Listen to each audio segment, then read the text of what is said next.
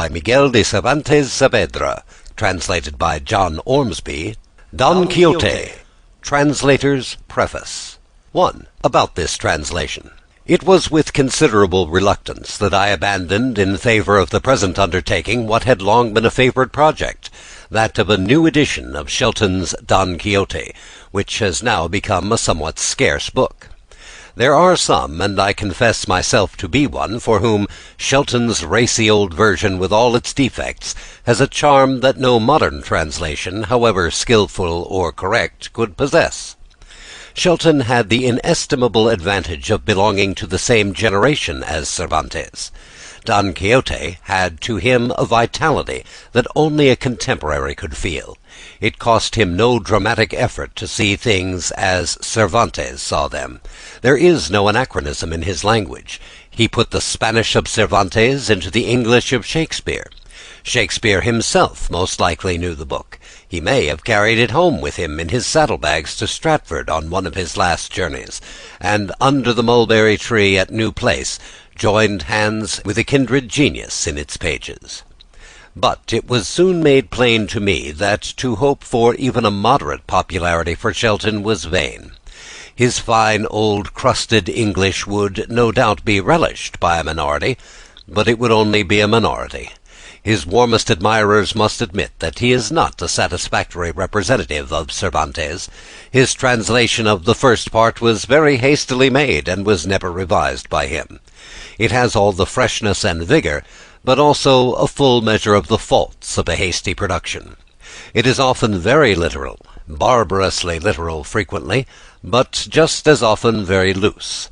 He had evidently a good colloquial knowledge of Spanish, but apparently not much more. It never seems to occur to him that the same translation of a word will not suit in every case. It is often said that we have no satisfactory translation of Don Quixote. To those who are familiar with the original, it savours of truism or platitude to say so, for, in truth, there can be no thoroughly satisfactory translation of Don Quixote into English or any other language. It is not that the Spanish idioms are so utterly unmanageable, or that the untranslatable words, numerous enough, no doubt, are so superabundant, but rather that the sententious terseness to which the humour of the book owes its flavour is peculiar to Spanish, and can at best be only distantly imitated by any other tongue. The history of our English translations of Don Quixote is instructive. Shelton's, the first in any language, was made apparently about 1608, but was not published until 1612. This, of course, was only the first part. It had been asserted that the second, published in 1620, is not the work of Shelton, but there is nothing to support the assertion, save the fact that it has less spirit, less of what we generally understand by "go" about it than the first, which would be only natural if the first were the work of a young man writing currente calamo, and the second that of a middle-aged man writing for a bookseller. On the other hand, it is closer and more literal. The style is the same. The very same translations or mistranslations occur in it, and it is extremely unlikely that a new translator would, by suppressing his name, have allowed Shelton to carry off the credit. In 1687, John Phillips, Milton's nephew, produced a Don Quixote, made English, he says, according to the humour of our modern language. His Quixote is not so much a translation as a travesty, and a travesty that, for coarseness, vulgarity, and buffoonery, is almost unexampled even in the literature of that day.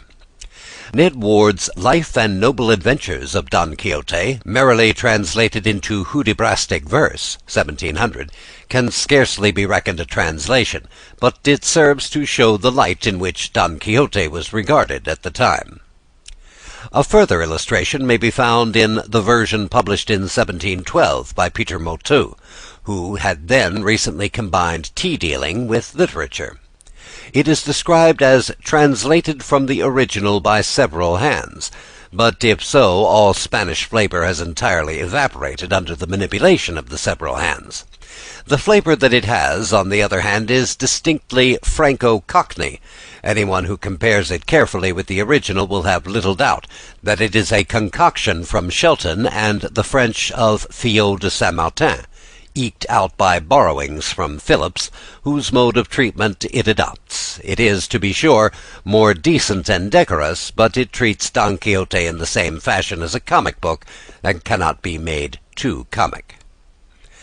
To attempt to improve the humour of Don Quixote by the infusion of Cockney flippancy and facetiousness, as Motteux's operators did, is not merely an impertinence, like larding a sirloin of prize beef, but an absolute falsification of the spirit of the book, and it is a proof of the uncritical way in which Don Quixote is generally read, that this worse-than-worthless translation, worthless as failing to represent, worse than worthless as misrepresenting, should have been favoured as it has been. It had the effect, however, of bringing out a translation undertaken and executed in a very different spirit, that of Charles Jervas, the portrait painter and friend of Pope, Swift, Arbuthnot, and Gay. Jervas has been allowed little credit for his work. Indeed, it may be said none, for it is known to the world in general as Jarvis's. It was not published until after his death, and the printers gave the name according to the current pronunciation of the day. It has been the most freely used and the most freely abused of all the translations. It has seen far more editions than any other. It is admitted on all hands to be by far the most faithful, and yet nobody seems to have a good word to say for it or for its author. Jervas no doubt prejudiced readers against himself in his preface, where, among many true words about Shelton, Stephens, and Motteux, he rashly and unjustly charges Shelton with having translated not from the Spanish, but from the Italian version of Francisconi, which did not appear until 10 years after Shelton's first volume.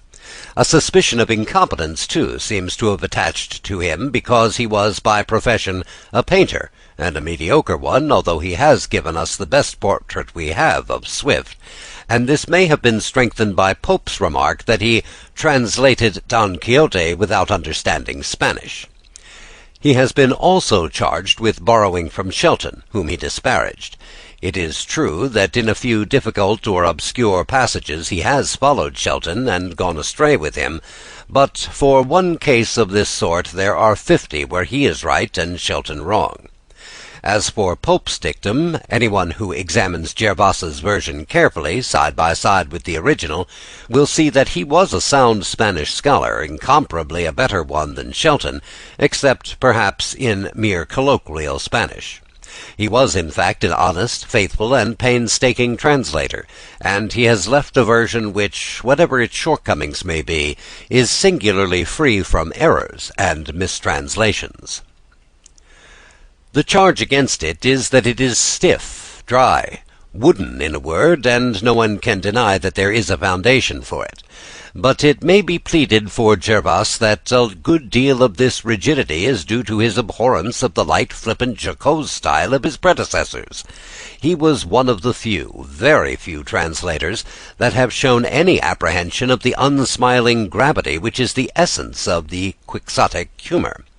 It seems to him a crime to bring Cervantes forward smirking and grinning at his own good things, and to this may be attributed in great measure the aesthetic abstinence from everything savouring of liveliness which is the characteristic of his translation. In most modern editions, it should be observed, his style has been smoothed and smartened, but without any reference to the original Spanish, so that it is as if he has been made to read more agreeably. He has also been robbed of his chief merit of fidelity. Smollett's version, published in 1755, may almost be counted as one of these. At any rate, it is plain that in its construction Jervas' translation was very freely drawn upon, and very little, or probably no heed given to the original Spanish.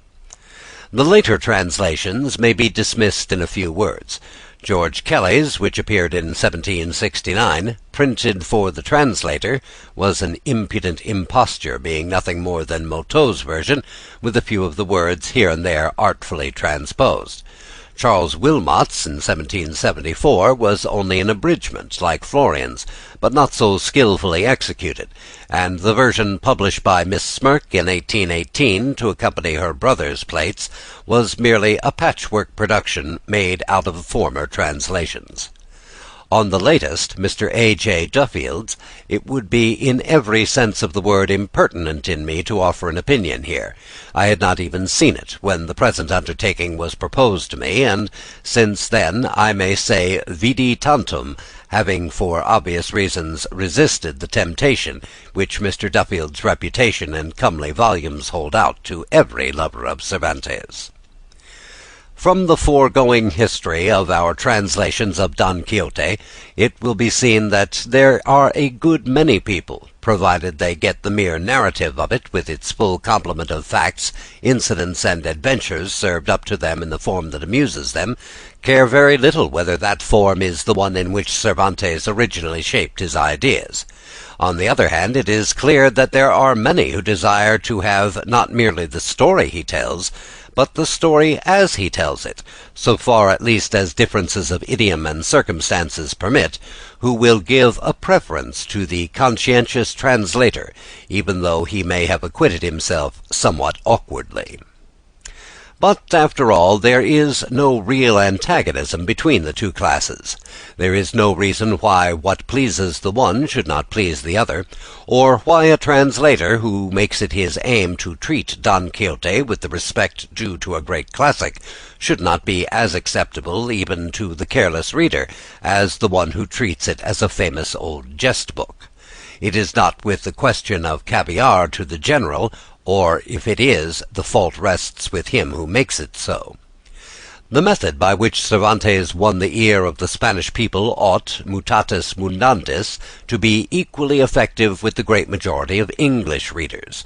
At any rate, even if there are readers to whom it is a matter of indifference, fidelity to the method is as much a part of the translator's duty as fidelity to the matter. If he can please all parties, so much the better, but his first duty is to those who look to him for as faithful a representation of his author as it is in his power to give them. Faithful to the letter, so long as fidelity is practical; faithful to the spirit, so far as he can make it. My purpose here is not to dogmatize on the rules of translation, but to indicate those who I have followed, or at least tried to the best of my ability to follow, in the present instance. One which, it seems to me, cannot be too rigidly followed in translating Don Quixote, is to avoid everything that savours of affectation.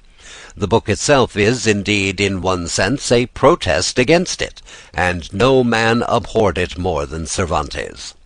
For this reason, I think, any temptation to use antiquated or obsolete language should be resisted. It is, after all, an affectation, and one for which there is no warrant or excuse. Spanish has probably undergone less change since the 17th century than any language in Europe, and by far the greater and certainly the best part of Don Quixote differs but little in language from the colloquial Spanish of the present day. Except in the tales and Don Quixote's speeches, the translator who uses the simplest and plainest everyday language will almost always be the one who approaches nearest to the original. Seeing that the story of Don Quixote and all its characters and incidents have now been for more than 2 centuries and a half familiar as household words in English mouths, it seems to me that the old familiar names and phrases should not be changed without good reason. Of course, a translator who holds that Don Quixote should receive the treatment a great classic deserves will feel himself bound by the injunction laid upon the Morisco in Chapter 9, not to omit or add anything. 2. About Cervantes and Don Quixote. 4 generations had laughed over Don Quixote before it occurred to anyone to ask who and what manner of man was this Miguel de Cervantes Saavedra, whose name is on the title page, and it was too late for a satisfactory answer to the question when it was proposed to add a life of the author to the London edition, published at Lord Carteret's insistence in 1738. All traces of the personality of Cervantes had by that time disappeared. Any floating traditions that may once have existed, transmitted from men who had known him, had long since died out, and of other record there was none. For the 16th and 17th centuries were incurious as to the men of the time, a reproach against which the 19th has at any rate secured itself, if it has produced no Shakespeare or Cervantes. All that Mayans y Ciscar, to whom the task was entrusted, or any of those who followed him, Rios, Pelusier, or Navarrete, could do was to eke out the few allusions Cervantes makes to himself in his various prefaces, with such pieces of documentary evidence bearing upon his life as they could find. This, however, has been done by the last-named biographer to such good purpose that he has superseded all predecessors. Thoroughness is the chief characteristic of Navarrete's work. Besides sifting, testing, and methodizing with rare patience and judgment what had been previously brought to light, he left, as the saying is, no stone unturned under which anything to illustrate his subject might possibly be found. Navarrete has done all that industry and acumen could do, and it is no fault of his if he has not given us what we want. What Hallam says of Shakespeare may be applied to the almost parallel case of Cervantes. It is not the register of his baptism, nor the draft of his will, nor the orthography of his name that we seek. No letter of his writing, no record of his conversation, no character of him drawn by a contemporary has been produced. It is only natural, therefore, that the biographers of Cervantes, forced to make brick without straw, should have recourse largely to conjecture, and that conjecture should in some instances come by degrees to take the place of established fact. All that I propose to do here is to separate what is matter of fact from what is matter of conjecture, and leave it to the reader's judgment to decide whether the data justify the inference or not. The men whose names by common consent stand in the front rank of Spanish literature, Cervantes, Lope de Vega, Quevedo, Calderon, Garcilaso de Vega, the Mendozas, Góngora, were all men of ancient families, and curiously all except the last of families that trace their origin to the same mountain district in the north of Spain. The family of Cervantes is commonly said to have been of Galician origin, and unquestionably it was in possession of lands in Galicia at a very early date. But I think the balance of the evidence tends to show that the solar, the original site of the family, was at Cervatos, in the northwest corner of Old Castile, close to the junction of Castile, Leon, and the Asturias. As it happens, there is a complete history of the Cervantes family from the 10th century down to the 17th, extant under the title of Illustrious Ancestry, Glorious Deeds, and Noble Posterity of the famous Nuno Alfonso Alciade of Toledo, written in 1648 by the industrious genealogist Rodrigo Mendez Silva, who availed himself of a manuscript genealogy by Juan de Mena, the poet laureate and historiographer of John II.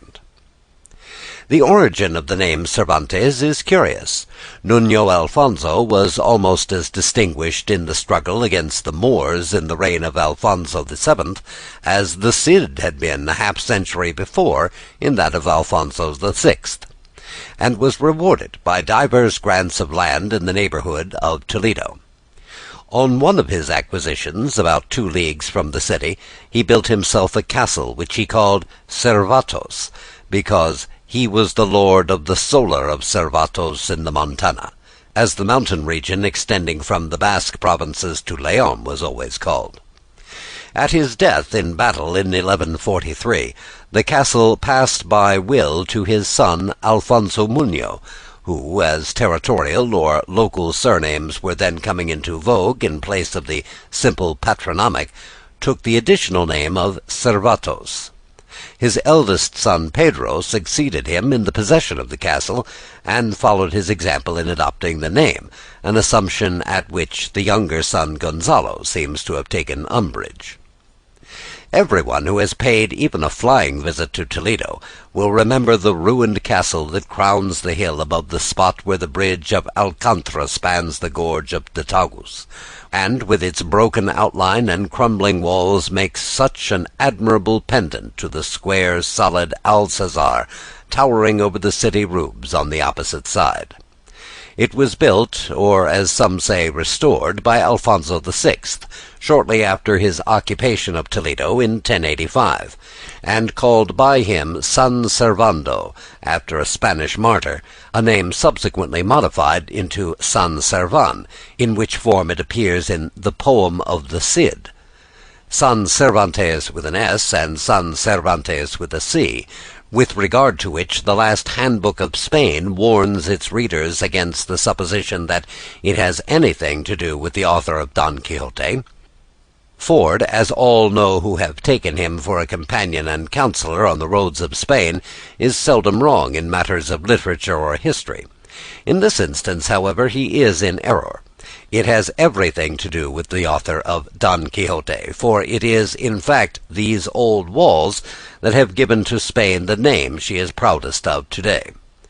Gonzalo, above mentioned, it may be readily conceived, did not relish the appropriation by his brother of a name to which he himself had an equal right, for although nominally taken from the castle, it was in reality derived from the ancient territorial possessions of the family, and to distinguish himself from his brother, he took as a surname the name of the castle on the bank of the Tagus, in the building of which, according to a family tradition, his great-grandfather had a share.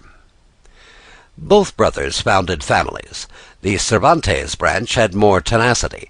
It sent offshoots in various directions, Andalusia, Estremadura, Galicia, and Portugal, and produced a goodly line of men distinguished in the service of the Church and the State. Gonzalo himself, and apparently a son of his, followed Ferdinand III in the great campaign of 1236–48 that gave Cordova and Seville to Christian Spain, and penned up the Moors in the kingdom of Granada, and his descendants intermarried with some of the noblest families of the peninsula, and numbered among them soldiers, magistrates, and church dignitaries, including at least 2 cardinal archbishops. Of the line that settled in Andalusia, Diego de Cervantes, commander of the Order of Santiago, married Juana Alvinanda, daughter of Juan Arias de Saavedra, and had several sons, one of whom, Gonzalo Gomez, corregidor of Jerez and ancestor of the Mexican and Colombian branches of the family, and another, Juan, whose son Rodrigo married Dona Leonor de Cortines, and by her had 4 children, Rodrigo, Andrea, Luisa, and Miguel, our author. The pedigree of Cervantes is not without its bearing on Don Quixote. A man who could look back upon an ancestry of genuine knights-errant extending from well nigh the time of Pelayo to the siege of Granada was likely to have a strong feeling on the subject of the sham chivalry of the romances. It gives a point, too, to what he says in more than one place about families that have once been great and have tapered away until they have come to nothing, like a pyramid. It was the case with his own. He was born at Alcalá de Henares and baptized in the church of Santa Maria Mayor on the 9th of October, 1547. Of his boyhood and youth we know nothing, unless it be from the glimpse he gives us in the preface to his comedies of himself, as a boy, looking on with delight while Lope de Redura and his company set up their rude plank stage in the plaza, and acted the rustic farces which he himself afterwards took as a model for his interludes. This first glimpse, however, is a significant one, for it shows the early development of that love of the drama which exercised such an influence on his life, and seems to have grown stronger as he grew older, and of which this very preface, written only a few months before his death, is such a striking proof. He gives us to understand, too, that he was a great reader in his youth, but of this no assurance was needed. For the first part of Don Quixote alone proves the vast amount of miscellaneous reading, romances of chivalry, ballads, popular poetry, chronicles, for which he had no time or opportunity except in the first 20 years of his life, and his misquotations and mistakes in matters of detail are always, it may be noticed, those of a man recalling the reading of his boyhood. Other things besides the drama were in their infancy when Cervantes was a boy. The period of his boyhood was in every way a transition period for Spain. The old chivalrous Spain had passed away. The new Spain was the mightiest power the world had seen since the Roman Empire, and it had not yet been called upon to pay the price of its greatness. By the policy of Ferdinand and Ximenes, the sovereign was made absolute, and the Church and Inquisition adroitly adjusted to keep him so. The nobles, who had always resisted absolutism as strenuously as they had fought the Moors, had been divested of all political power. A like fate had befallen the cities. The free constitutions of Castile and Aragon had been swept away, and the only function that remained to the Cortes was that of granting money at the king's dictation. The transition extended to literature. Men who, like Garcilaso de la Vega and Diego Huerto de Mendoza, followed the Italian wars, and brought back from Italy the products of the post-Renaissance literature, which took root and flourished, and even threatened to extinguish the native growths.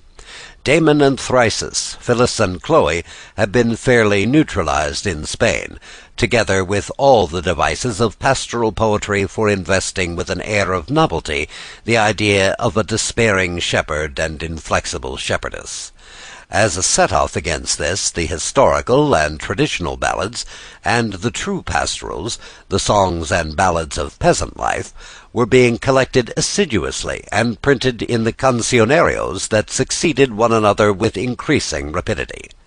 But the most noble consequence, perhaps, of the spread of printing was the flood of romances of chivalry that had continued to pour from the press ever since Garcia Ordóñez de Montalvo had resuscitated Amadis of Gaul at the beginning of the century. For a youth fond of reading, solid or light, there could have been no better spot in Spain than Alcalá de Henares in the middle of the 16th century.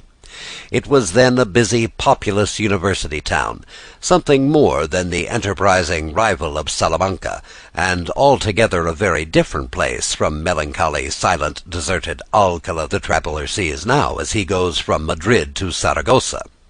Theology and medicine may have been the strong points of the university, but the town itself seems to have inclined rather to the humanities and light literature, and, as a producer of books, Alcalá was already beginning to compete with the older presses of Toledo, Burgos, Salamanca, and Seville. A pendant to the picture Cervantes has given us, his first playgoings might, no doubt, have been often seen in the streets of Alcalá at that time. A bright, eager, tawny-haired boy peering into a bookshop where the latest volumes lay open to tempt the public, wondering, it may be, what the little book with the woodcut of the blind beggar and his boy could be about. Or, with his eyes brimming over with merriment, gazing at one of those preposterous portraits of a knight-errant in outrageous panoply and plumes with which the publishers of chivalry romances love to embellish the title pages of their folios.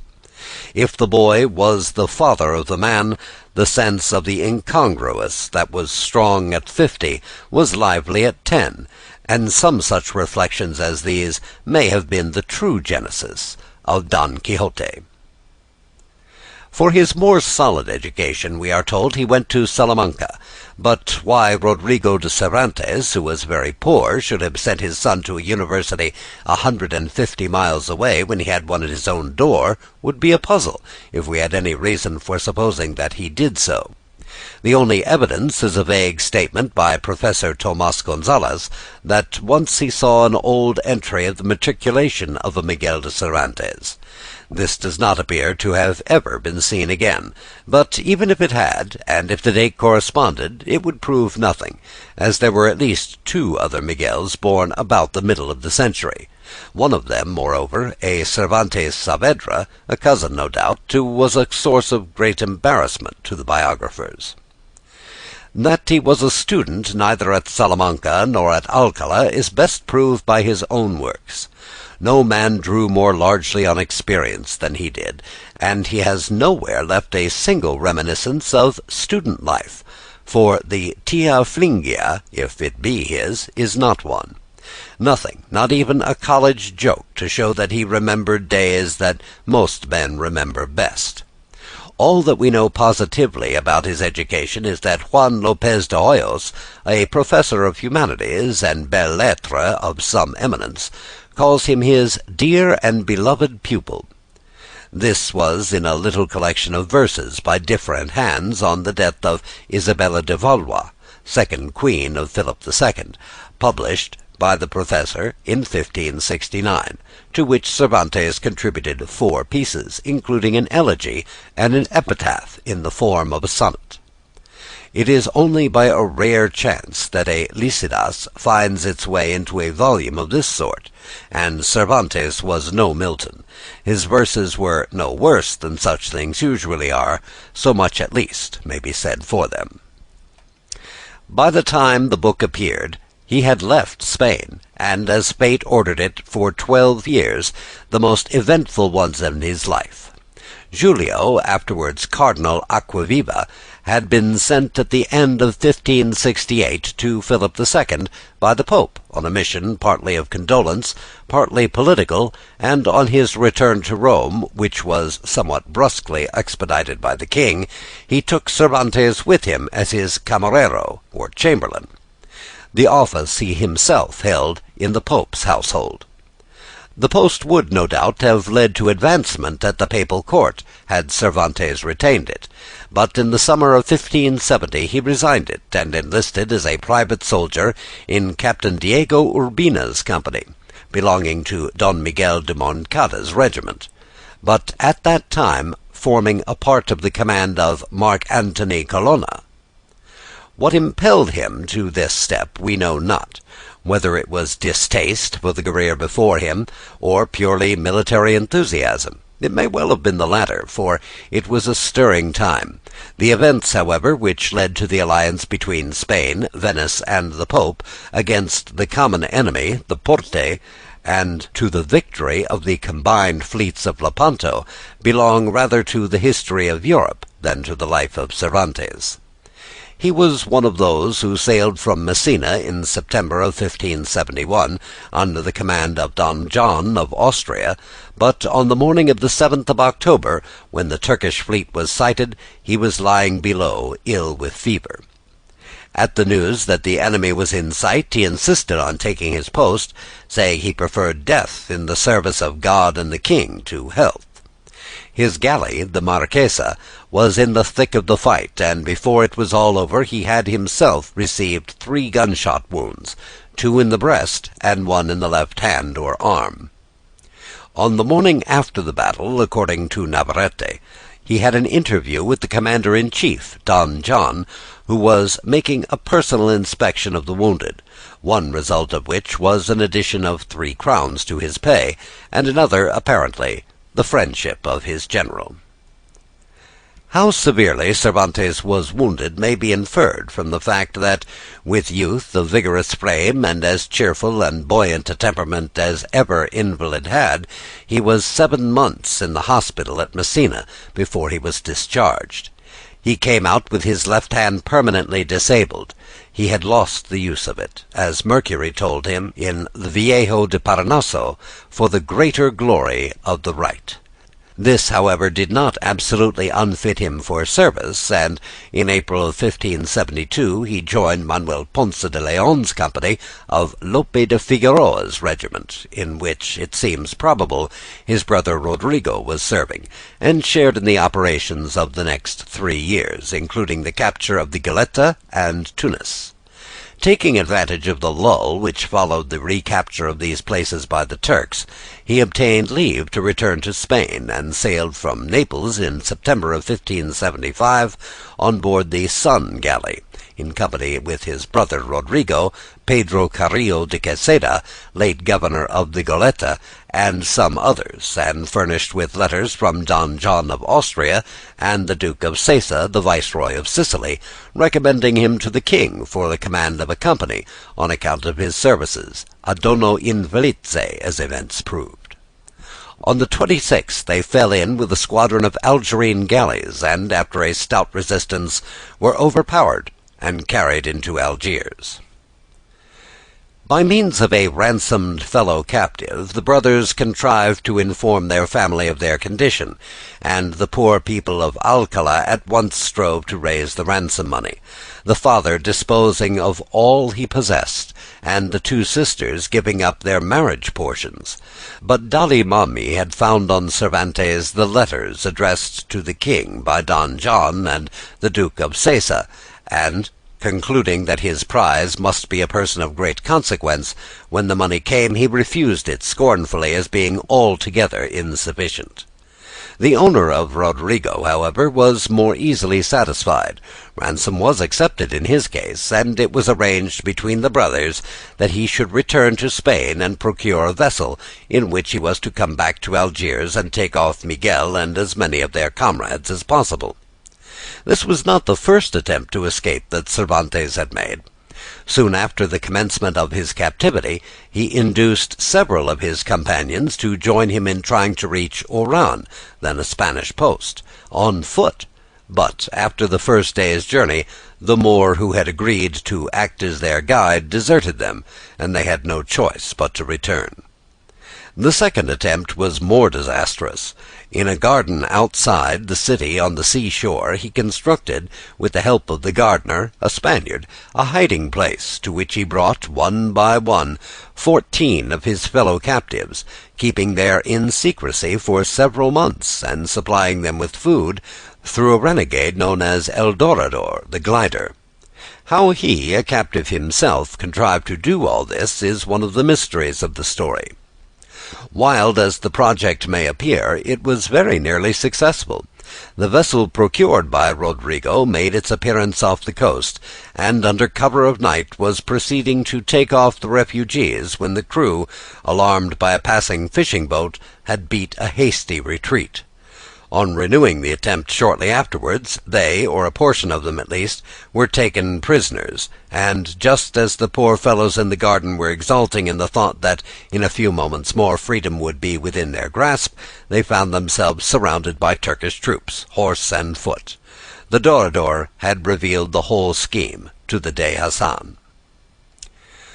When Cervantes saw what had befallen them, he charged his companions to lay all the blame upon him, and, as they were being bound, he declared aloud that the whole plot was of his contriving, and that nobody else had any share in it.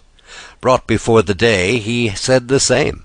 He was threatened with impalement and with torture, and as cutting off ears and noses were playful freaks with the Algerines, it may be conceived what their tortures were like. But nothing could make him swerve from his original statement that he alone was responsible. The upshot was that the unhappy gardener was hanged by his master, and the prisoners taken possession of by the Dey, who, however, afterwards restored most of them to their masters, but kept Cervantes, paying Dalimami 500 crowns for him. He felt no doubt that a man of such resource, energy, and daring was too dangerous a piece of property to be left in private hands, and he had him heavily ironed and lodged in his own prison. If he thought that by these means he could break the spirit or shake the resolution of his prisoner, he was soon undeceived, for Cervantes contrived before long to dispatch a letter to the governor of Oran, entreating him to send him some one who could be trusted, to enable him and 3 other gentlemen, fellow captives of his, to make their escape, intending evidently to renew his first attempt with a more trustworthy guide.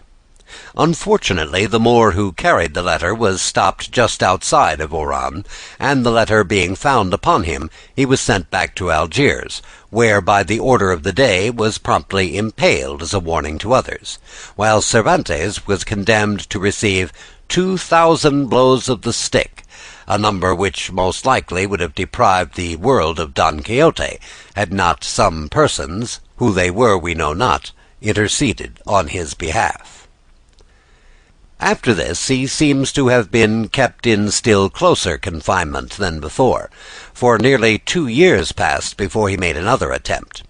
This time his plan was to purchase, by the aid of a Spanish renegade and 2 Valencian merchants resident in Algiers, an armed vessel in which he and about 60 of the leading captives were to make their escape. But just as they were about to put it into execution, one Dr. Juan Blanco de Paz, an ecclesiastic and a compatriot, informed the Dey of the plot. Cervantes, by force of character, by his self-devotion, by his untiring energy and his exertions to lighten the lot of his companions in misery, had endeared himself to all and become the leading spirit in the captive colony. And, incredible as it may seem, jealousy of his influence and the esteem in which he was held moved this man to compass his destruction by a cruel death. The merchants, finding that the Dey knew all, and fearing that Cervantes under torture might make disclosures that would imperil their own lives, tried to persuade him to slip away on board a vessel that was on the point of sailing for Spain. But he told them that they had nothing to fear, for no tortures would make him compromise anybody, and he went at once and gave himself up to the Dey. As before, the Dey tried to force him to name his accomplices. Everything was made ready for his immediate execution. The halter was put round his neck, his hands tied behind him. But all that could be got from him was that he himself, with the help of 4 gentlemen who had since left Algiers, had arranged the whole, and that the 60 who were to accompany him were not to know anything of it until the last moment. Finding he could make nothing of him, the Dey sent him back to prison, more heavily ironed than before. The poverty-stricken Cervantes family had been all this time trying once more to raise the ransom money, and at last a sum of 300 ducats was got together and entrusted to the Redemptorist Father Juan Gil, who was about to sail for Algiers. The Dey, however, demanded more than double the sum offered, and as his term of office had expired, and he was about to sail for Constantinople, taking all his slaves with him, the case of Cervantes was critical.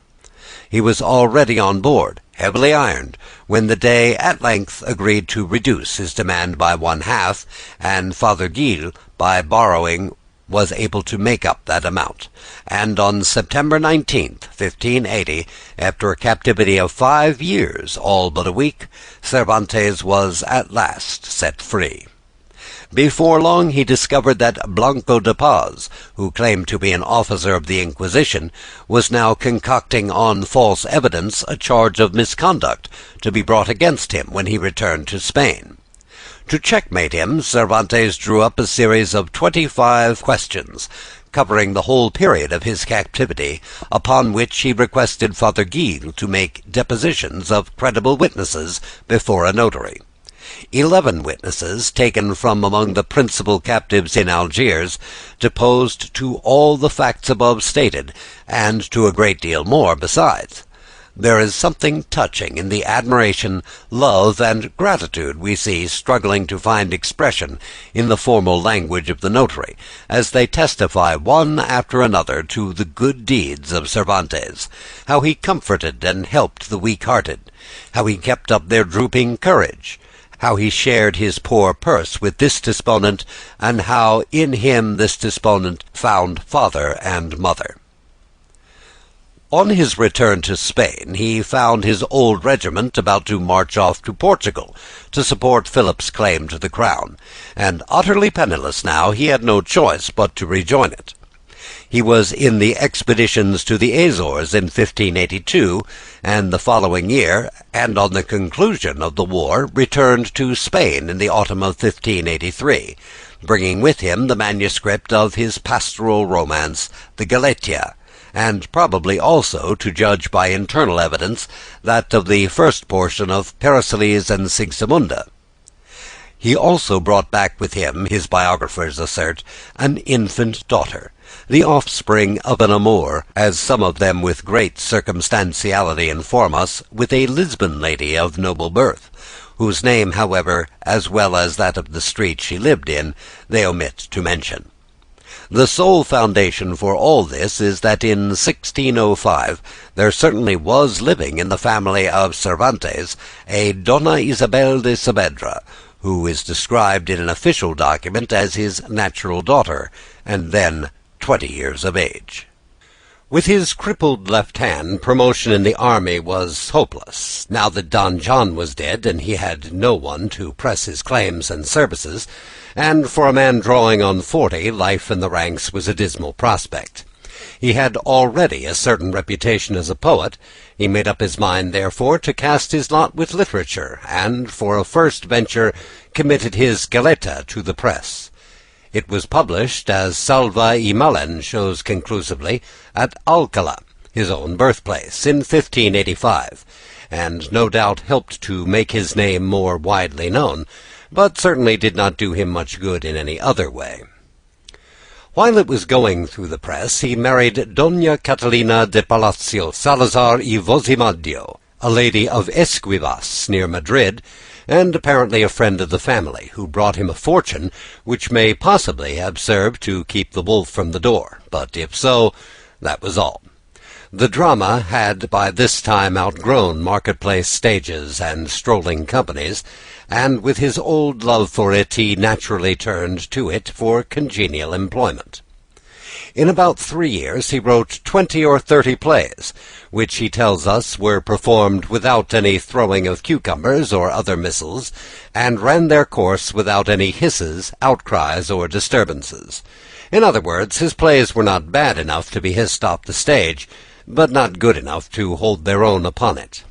Only 2 of them have been preserved, but as they happen to be 2 of the 7 or 8 he mentions with complacency, we may assume they are favorable specimens, and no one who reads the Numancia and the Trato d'Argel will feel any surprise that they failed as acting dramas. Whatever merits they might have, whatever occasional they may show, they are, as regards construction, incurably clumsy.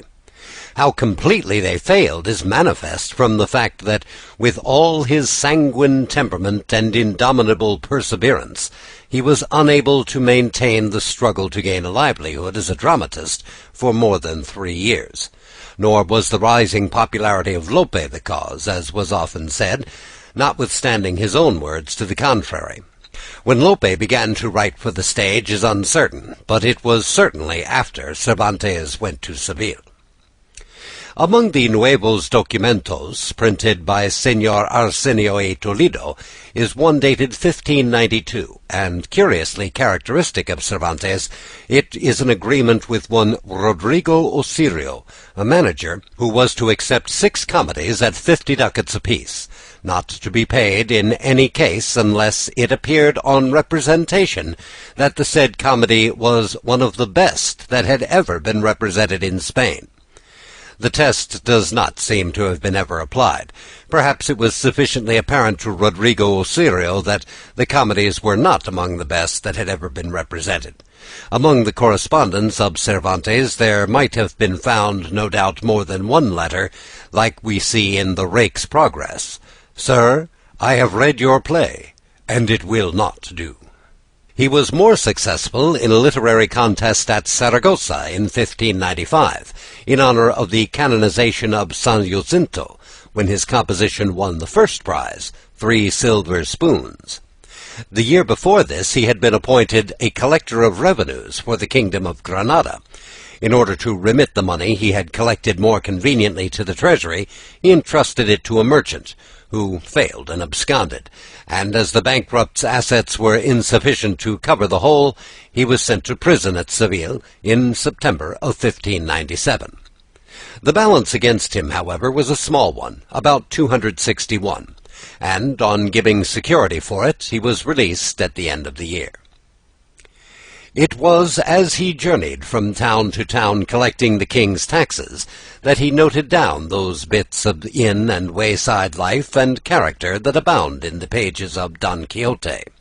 the Benedictine monks with their spectacles and sunshades, mounted on their tall mules, the strollers in costume bound for the next village, the barber with his basin on his head on his way to bleed a patient, the recruit with his breeches in his bundle, tramping along the road singing, the reapers gathered in the Venta gateway, listening to Felix Marte of Hircania read out to them, and those little Hogarthian touches that he so well knew how to bring in, the oxtail hanging up with the landlord's comb stuck in it, the wine-skins at the bedhead, and those notable examples of hostelry art, Helen going off in high spirits on Paris's arm, and Dido on the tower dropping tears as big as walnuts.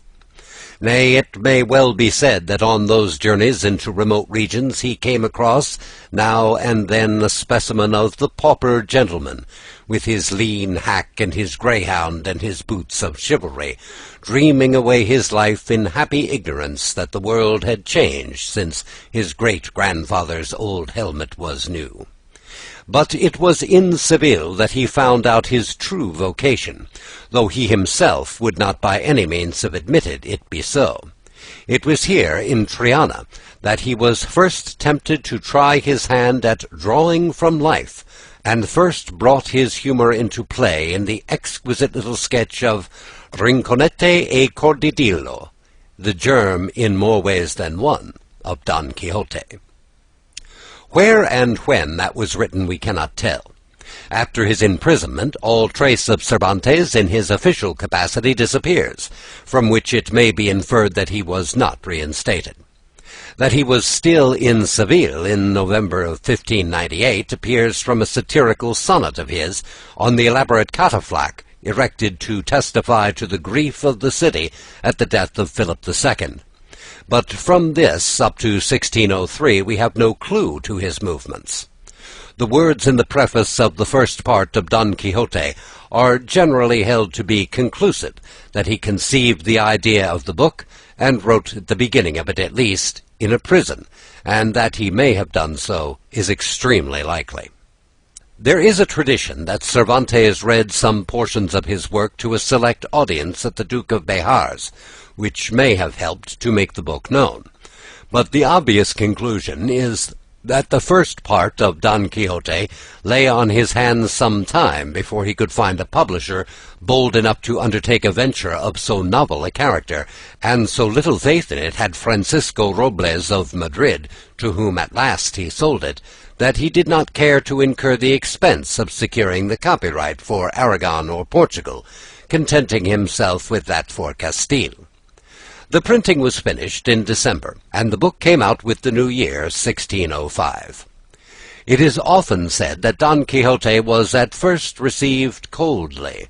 The facts show just the contrary.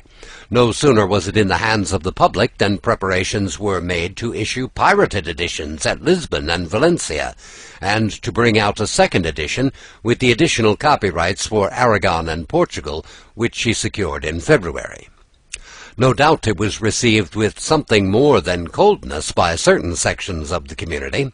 Men of wit, taste, and discrimination among the aristocracy gave it a hearty welcome, but the aristocracy in general was not likely to relish a book that turned their favourite reading into ridicule, and laughed at so many of their favourite ideas. The dramatists who gathered round Lope as their leader regarded Cervantes as their common enemy, and it is plain that he was equally obnoxious to the other clique.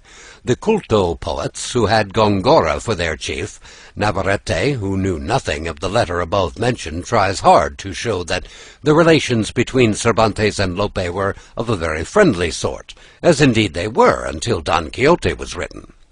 Cervantes, indeed, to the last, generously and manfully declared his admiration of Lope's powers, his unfailing invention, and his marvellous fertility. But in the preface of the first part of Don Quixote, and in the verses of Urganda the Unknown, and one or two other places, there are, if we read between the lines, sly hits at Lope's vanities and affections that argue no personal good will. and Lope openly sneers at Don Quixote and Cervantes, and 14 years after his death gives him only a few lines of cold commonplace in the Laurel de Apollo that seem all the colder for the eulogies of a host of nonentities whose names are found nowhere else. In 1601, Valladolid was made the seat of the court, and in the beginning of 1603 Cervantes had been summoned thither in connection with the balance due by him to the treasury, which was still outstanding. He remained at Valladolid, apparently supporting himself by agencies and scrivener's work of some sort, probably drafting petitions and drawing up statements of claims to be presented to the council and the like. So, at least, we gather from the depositions taken on the occasion of the death of a gentleman, the victim of a street brawl, who had been carried into the house in which he lived.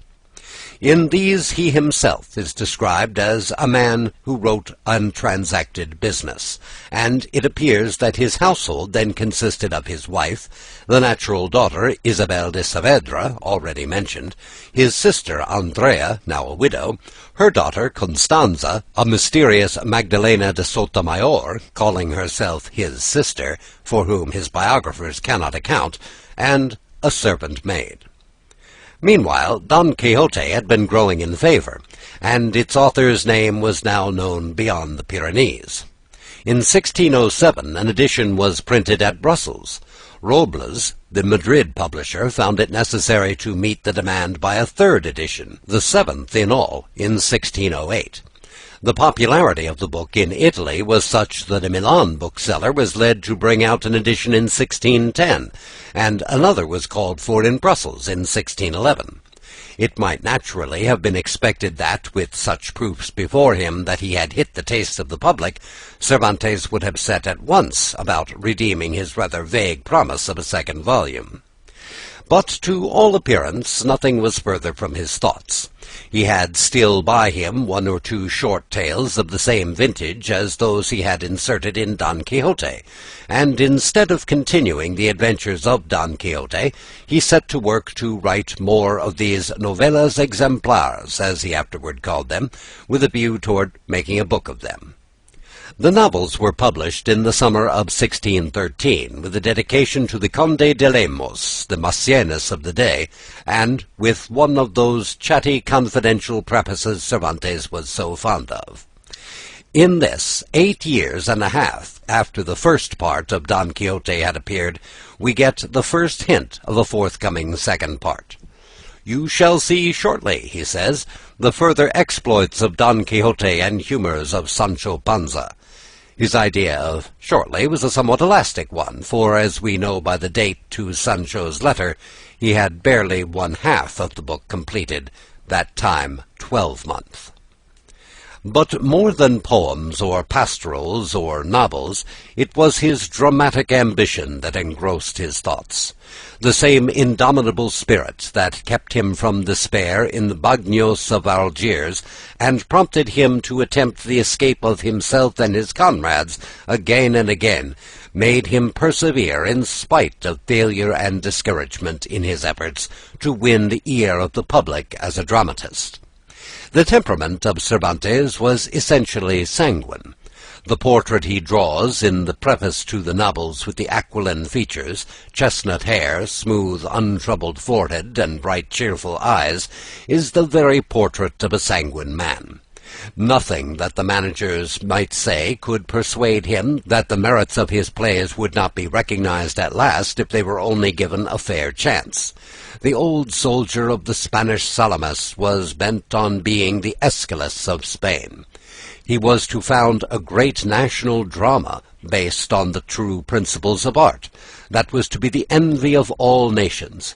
He was to drive from the stage the silly, childish plays, the mirrors of nonsense and models of folly that were in vogue, through the cupidity of the managers and short-sightedness of the authors. He was to correct and educate the public taste until it was ripe for tragedies on the model of the Greek drama, like the Numancia, for instance, and the comedies that would not only amuse but improve and instruct. All this he was to do could he once get a hearing, and that was the initial difficulty. He shows plainly enough, too, that Don Quixote and the demolition of the chivalry romances was not the work that lay next to his heart. He was, indeed, he says to himself in his preface, more a stepfather than a father to Don Quixote. Never was great work so neglected by its author. That it was written carelessly, hastily, and by fits and starts was not always his fault, but it seems clear that he never read what he sent to the press. He knew how the printers had blundered, but he never took the trouble to correct them when the third edition was in progress, as a man who really cared for the child of his brain would have done. He appears to have regarded the book as little more than a mere libro de entretenimiento, an amusing book, a thing, as he says in the Viaje, to divert the melancholy, moody heart at any time or season. No doubt he had an affection for his hero, and was very proud of Sancho Panza. It would have been strange indeed if he had not been proud of the most humorous creation in all fiction. He was proud, too, of the popularity and success of the book, and beyond measure delightful is the naivete with which he shows his pride in a dozen messages in the second part. But it was not the success he coveted. In all probability, he would have given all the success of Don Quixote, nay, he would have seen every copy of Don Quixote burned in the Plaza Mayor, for such success as Lope de Vega was enjoying on an average once a week. And so he went on, dawdling over Don Quixote, adding a chapter now and then, and putting it aside to turn to Persiles and Sigismunda, which, as we know, was to be the most entertaining book in the language, and the rival of Theagenes and Charcelea, or finishing off one of his darling comedies. And if Robles had asked when Don Quixote would be ready, the answer, no doubt, was en breve, shortly. There was enough time for that. At 68, he was as full of life and hope and plans for the future as a boy of 18. Nemesis was coming, however. He had got as far as chapter 59, which, at his leisurely pace, he could hardly have reached before October or November of 1614, when there was put into his hand a small octave lately printed at Tarragona, and calling itself Second Volume of the Ingenious Gentleman Don Quixote of La Mancha, by the licentiate Alonso Fernandez de Alvenada of Tordesillas. The last part of chapter 59, and most of the following chapters of the second part, give us some idea of the effect produced upon him, and his irritation was not likely to be lessened by the reflection that he had no one to blame but himself. Had Alavenanda, in fact, been content with merely bringing out a continuation to Don Quixote, Cervantes would have had no reasonable grievance. His own intentions were expressed in the very vaguest language, and at the end of the book. Nay, in his last words he seems actually to invite someone to continue the work, and he made no sign until 8 years and a half had gone by which time Alvenanda's volume was no doubt written. In fact, Cervantes had no case, or a very bad one, as far as the mere continuation was concerned. But Alvenanda had chosen to write a preface to it, full of such coarse personal abuse as only an ill-conditioned man could pour out. He taunts Cervantes with being old, with having lost his hand, with having been in prison, with being poor, with being friendless, accuses him of envy of Lope's success, of petulance and querulousness, and so on. And it was in this that the sting lay. Alvenanda's reason for this personal attack is obvious enough. Whoever he may have been, it is clear that he was one of the dramatists of Lope's school, for he has the impudence to charge Cervantes with attacking him as well as Lope in his criticism on the drama. His identification has exercised the best critics and baffled all the ingenuity and research that has been brought to bear on it. Navarrete and Ticknor both incline to the belief that Cervantes knew who he was, but I must say that I think the anger he shows suggests an invisible assailant. It is like the irritation of a man stung by a mosquito in the dark. Cervantes, from certain solecisms of language, pronounces him to be an Aragonese, and Pellicier, an Aragonese himself, supports this view, and believes him, moreover, to have been an ecclesiastic, a Dominican probably. Any merit Avellaneda has is reflected from Cervantes, and he is too dull to reflect much. Dull and dirty will always be, I imagine, the verdict of the vast majority of unprejudiced readers. He is, at best, a poor plagiarist. All he can do is follow slavishly the lead given him by Cervantes. His only humour lies in making Don Quixote take inns for castles, and fancy himself some legendary or historical personage, and Sancho mistake words, invert proverbs, and display his gluttony. All through he shows a proclivity to coarseness and dirt, and he has contrived to introduce two tales filthier than anything by the 16th century Nobiliari, and without their sprightliness. But whatever Avellaneda and his book may be, we must not forget the debt we owe them. But for them there can be no doubt Don Quixote would have come to us a mere torso instead of a complete work. Even if Cervantes had finished the volume he had in hand, most assuredly he would have left off with a promise of a third part, giving the further adventures of Don Quixote and humours of Sancho Panza as shepherds. It is plain that he had at one time an intention of dealing with the pastoral romances as he had dealt with the books on chivalry, but for Avellaneda he would probably have tried to carry it out. But it is more likely that with his pains and projects and hopefulness, the volume would have remained unfinished till his death, than that we should never have made the acquaintance of the Duke and Duchess, or gone with Sancho to Barataria. From the moment the book came into his hands, he seems to have been haunted by the fear that there might be more Avellanedas in the field, and putting everything else aside, he set himself to finish off his task and protect Don Quixote in the only way he could, by killing him. The conclusion is no doubt a hasty and in some places clumsy piece of work, and the frequent repetition of the scolding administered to Avellaneda becomes, in the end, rather wearisome. But it is, in any rate, a conclusion, and for that we must thank Avellaneda. The new volume was ready for the press in February, but was not printed until the very end of 1615, and during the interval Cervantes put together the comedies and interludes he had written in the last few years, and, as he adds plentifully, found no demand for among the managers, and published them with a preface, worth the book it introduces tenfold, in which he gives an account of the early Spanish stage, and of his own attempts as a dramatist. It is needless to say that they were put forward by Cervantes in all good faith and full confidence of their merits. The reader, however, was not to suppose they were his last word or final effort in the drama, for he had in hand a comedy called Engaño a los Ochos, about which, if he mistook not, there would be no question. Of this dramatic masterpiece the world has no opportunity of judging. His health had been failing for some time, and he died, apparently of dropsy, on the 23rd of April, 1616, the day on which the English lost Shakespeare, nominally at least, for the English calendar had not yet been reformed. He died as he had lived, accepting his lot bravely and cheerfully. Was it an unhappy life, that of Cervantes? His biographers all tell us that it was, but I must say I doubt it.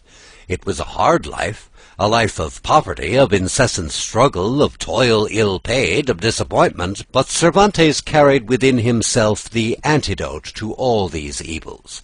His was not one of those light natures that rise above adversity merely by virtue of their buoyancy. It was in the fortitude of a high spirit that he was proof against it. It is impossible to conceive Cervantes giving way to despondency or prostrated by dejection. As for poverty, it was with him a thing to be laughed over, and the only sigh he ever allows to escape him is when he says, Happy he whom heaven has given a piece of bread, for which he is not bound to give thanks to any but heaven itself. Add to all this his vital energy and mental activity, his restless invention and his sanguine temperament, and there will be reason enough to doubt that this could have been a very unhappy life. He who could take Cervantes' distresses together with its apparatus for enduring them would not make so bad a bargain, perhaps, as far as happiness in life is concerned. Of his burial place nothing is known, except that he was buried, in accordance with his will, in the neighbouring convent of Trinitarian nuns, of which it is supposed his daughter, Isabel de Saavedra, was an inmate, and that a few years afterward the nuns removed to another convent, carrying their dead with them. But whether the remains of Cervantes were included in the removal or not, no one knows, and the clue to their resting place is now lost beyond all hope. This furnishes perhaps the least defensible of the items in the charge of neglect brought against his contemporaries. In some of the others there is a good deal of exaggeration. To listen to most of his biographers, one would suppose that all Spain was in league not only against the man, but against his memory, or at least that it was insensible to his merits, and left him to live in misery and die of want. To talk of his hard life and unworthy employments in Andalusia is absurd. What had he done to distinguish him from thousands of other struggling men earning a precarious livelihood? True, he was a gallant soldier who had been wounded, and had undergone captivity and suffering in his country's cause, but there were hundreds of others in the same case. He had written a mediocre specimen of an insipid class of romance, and some plays which manifestly did not comply with the primary condition of pleasing. Were the playgoers to patronize plays that did not amuse them, because the author was to produce Don Quixote 20 years afterward? The scramble for copies, which, as we have seen, followed immediately upon the appearance of the work, does not look like general insensibility to its merits. No doubt it was received coldly by some, but if a man writes a book of ridicule of periwigs, he must make his account with being coldly received by the periwig wearers, and hated by the whole tribe of wig-makers. If Cervantes had other chivalry romance readers, the sentimentalists, the dramatists, and the poets of the period, all against him, it was because Don Quixote was what it was, and if the general public did not come forward to make him comfortable for the rest of his days, it was no more to be charged with neglect and ingratitude than the English-speaking public that did not pay off Scott's liabilities. It did the best it could. It read his book, and liked it, and bought it, and encouraged the bookseller to pay him well for others. It has been also made a reproach to Spain that she has erected no monument to the man she is proudest of, no monument, that is to say, of him, for the bronze statue in the little garden of the Plaza de las Cortes, a fair work of art, no doubt, and unexceptional had it been set up to the local poet in the marketplace of some provincial town, is not worthy of Cervantes or of Madrid. But what need has Cervantes of such weak witness of his name? Or what could a monument do in his case except testify to the self-glorification of those who had put it up? The nearest bookseller's shop will show what bathos there would be in a monument to the author of Don Quixote. 9 editions of the first part of Don Quixote had already appeared before Cervantes died, 30,000 copies in all, according to his own estimate, and a 10th was printed at Barcelona the year after his death.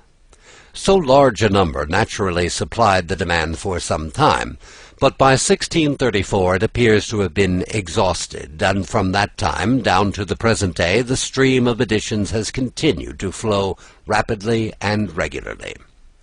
The translations show still more clearly in what request the book has been from the very outset. In 7 years from the completion of the work it had been translated into the 4 leading languages of Europe. Except the Bible, in fact, no book has been so widely diffused as Don Quixote. The Imitatio Christi may have been translated into as many different languages, and perhaps Robinson Crusoe and the Vicar of Wakefield into nearly as many, but in multiplicity of translations and editions, Don Quixote leaves them all far behind. Still more remarkable is the character of this wide diffusion. Don Quixote has been thoroughly naturalized among people whose ideas about knight-errantry, if they had any at all, were of the vaguest, who had never seen or heard a book of chivalry, who could not possibly feel the humor of the burlesque or sympathize with the author's purpose. Another curious fact is that this, the most cosmopolitan book in the world, is one of the most intensely national. Manon Lescaut is not more thoroughly French, Tom Jones not more English, Rob Roy not more Scotch than Don Quixote is Spanish, in character, in ideas, in sentiment, in local color, in everything. What then is the secret of this unparalleled popularity, increasing year by year for well nigh 3 centuries? One explanation, no doubt, is that of all the books in the world, Don Quixote is the most Catholic. There is something in it for every sort of reader, young or old, sage or simple, high or low. As Cervantes himself says with a touch of pride, it is thumbed and read and got by heart by people of all sorts. The children turn its leaves, the young people read it, the grown men understand it, the old folks praise it. But it would be idle to deny that the ingredient which, more than its humor or its wisdom, or the fertility of invention or knowledge of the human nature it displays, has ensured its success with the multitude, is the vein of farce that runs through it. It was the attack upon the sheep, the battle with the wineskins, Mambrino's helmet, the balsam of Fierabras, Don Quixote knocked over by the sails of a windmill, Sancho tossed in the blanket, the mishaps and misadventures of master and man that were originally the great attraction, and perhaps are so still to some extent with the majority of readers. It is plain that Don Quixote was generally regarded at first, indeed in Spain for a long time, as little more than a queer, droll book full of laughable incidents and absurd situations, very amusing, but not entitled to much consideration or care. All the editions printed in Spain from 1637 to 1771, when the famous printer Ibarra took it up, were mere trade editions, badly and carelessly printed on vile paper, and got up in the style of chapbooks, intended only for popular use, with, in most instances, uncouth illustrations and claptrap editions by the publisher. To England belongs the credit of having been the first country to recognize the right of Don Quixote to better treatment than this. The London edition of 1738, commonly called Lord Carteret's from having been suggested by him, was not a mere edition de luxe. It produced Don Quixote in becoming form as regards paper and type, embellished with plates which, if not particularly happy as illustrations, were at least well-intentioned and well executed. But it also aimed at correctness of text, a matter to which nobody except the editors of the Valencia and Brussels editions had given even a passing thought, and for a first attempt it was fairly successful, for though some of its emendations are inadmissible, a good many of them have been adopted by all subsequent editors. The zeal of publishers, editors, and annotators brought about a remarkable change of sentiment with regard to Don Quixote. A vast number of its admirers began to grow ashamed of laughing over it. It became almost a crime to treat it as a humorous book. The humor was not entirely denied, but according to the new view, it was rated as an altogether secondary quality, a mere accessory, nothing more than the stalking horse under the presentation of which Cervantes shot his philosophy or satire, or whatever it was he meant to shoot.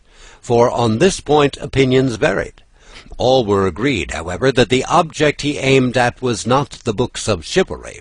He said emphatically in the preface to the first part, and in the last sentence of the second, that he had no other object in view than to discredit these books, and these, to advanced criticism, made it clear that his object must have been something else. One theory was that the book was a kind of allegory, setting forth the eternal struggle between the ideal and the real, between the spirit of poetry and the spirit of prose, and perhaps German philosophy never evolved a more ungainly or unlikely camel out of the depths of its inner consciousness. Something of the antagonism, no doubt, is to be found in Don Quixote, because it is to be found everywhere in life, and Cervantes drew from life. It is difficult to imagine a community in which the never-ceasing game of cross-purposes between Sancho Panza and Don Quixote would not be recognized as true to nature. In the Stone Age, among lake-dwellers, among the cave-men, there were Don Quixotes and Sancho Panzas. There must have been the troglodyte who could never see the facts before his eyes, and the troglodyte who could see nothing else. But to suppose Cervantes deliberately setting himself to expound any such idea in 2 stout quarto volumes is to suppose something not only very unlike the age in which he lived, but altogether unlike Cervantes himself, who would have been the first to laugh at an attempt of the sort made by anyone else. The extraordinary influence of the romances of chivalry in his day is quite enough to account for the genesis of the book. Some idea of the prodigious development of this branch of literature in the 16th century may be obtained from the scrutiny of Chapter 7, if the reader bears in mind that only a portion of the romances belonging to by far the largest group are enumerated. As to its effects on the nation, there is abundant evidence. From the time when the Almadises and the Palmerins began to grow popular down to the very end of the century, there is a steady stream of invective from men whose character and position lend weight to their words against the romances of chivalry and the infatuation of their readers. Ridicule was the only besom to sweep away that dust. That this was the task Cervantes set himself, and that he had ample provocation to urge him to do it, will be sufficiently clear to those who look into the evidence, as it will be also that it was not chivalry itself that he attacked and swept away.